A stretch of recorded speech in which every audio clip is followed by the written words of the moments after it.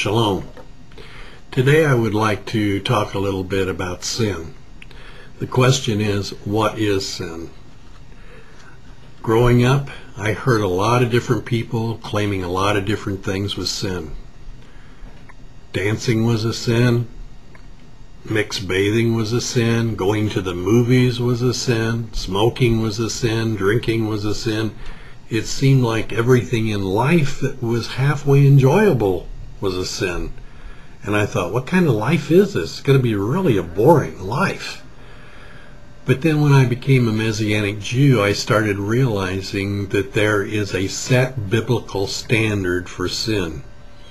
And if we want to find out what that is, we have to go to, of all places, the New Testament, which defines it. In 1 John chapter 3, starting with verse 3, we read this. And everyone who has this hope in him continues purifying himself, since God is pure. Everyone who keeps sinning is violating Torah. Indeed, sin is violation of Torah. There we have the biblical description of what sin is. It's the violation of Torah, or the law, the first 5 books of the Bible. In that first 5 books of the Bible, we have 613 commandments. It seems like a lot. People I've heard all the time say, I don't know if I can keep 613 laws. But when you look at the Brit Chadashah, the New Testament, which those same people take very comfortably, it has 1,027 different commandments in it. So 613 do not seem like a lot compared to the 1,027 in the New Testament. But of that 613 commandments in Torah, 365 are negative commandments.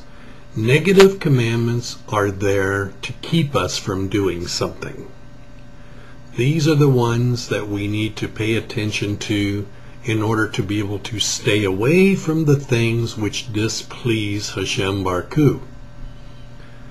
There are one for every day of the year, 365.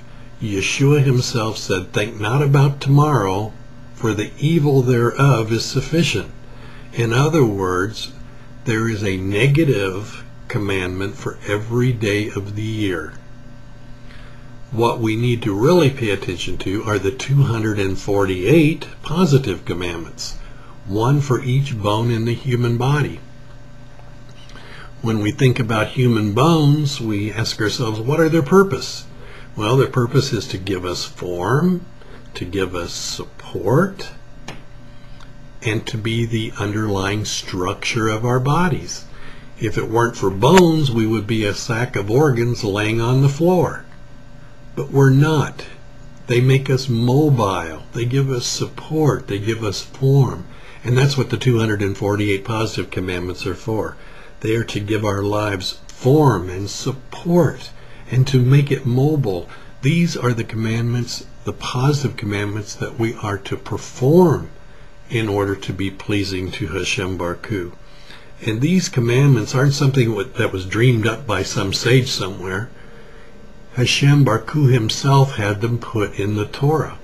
So we can rely that these truly are the things which please him. And these are the things that we need to incorporate into our everyday life. So we don't have to worry from day to day. What pleases God? What can I do to please God? Well, it's all right there in the Torah. A lot of people think that this was talking about the New Testament, but there was no New Testament in the first century. There was none. The law was the Torah. And the Torah explains exactly what pleases God and what does not please God. So we don't have to guess. It's very freeing because we don't have to guess at it. We have it in black and white. And all we have to do is structure our lives according to it, and we can be assured that our lives will be pleasing to him. Then when people come along and say, this is a sin or that is a sin, we don't have to pay any attention to them because we know what sin is. and we know where we lie in relationship to it. So if you will take and look at the Torah in that aspect, paying attention to the 365 negative commandments which keep us from displeasing Hashem, and incorporating the 248 positive commandments which please Hashem, then we have the perfect life structure. And we don't have to worry or guess about it. And we certainly don't have to take anybody else's word for it. It's right there in black and white, Genesis to Deuteronomy. Rambam identified these commandments, and there are books and there are sites online where they outline all of the commandments and classify them as to positive and negative, so that it even makes it easier for us today. We're living in a very wonderful time in our lives. We have such electronics now that we don't have to go to a library and research. All we have to do is go online, Google it, and it's there. How much easier can that be? So I would encourage you today to incorporate the 613 commandments into your life, paying attention to the negative commandments to stay away from those things, and incorporating the positive commandments, the things that we can do to please Hashem. Have a very wonderful day, Yom Nifla, and we'll talk to you later. Shalom.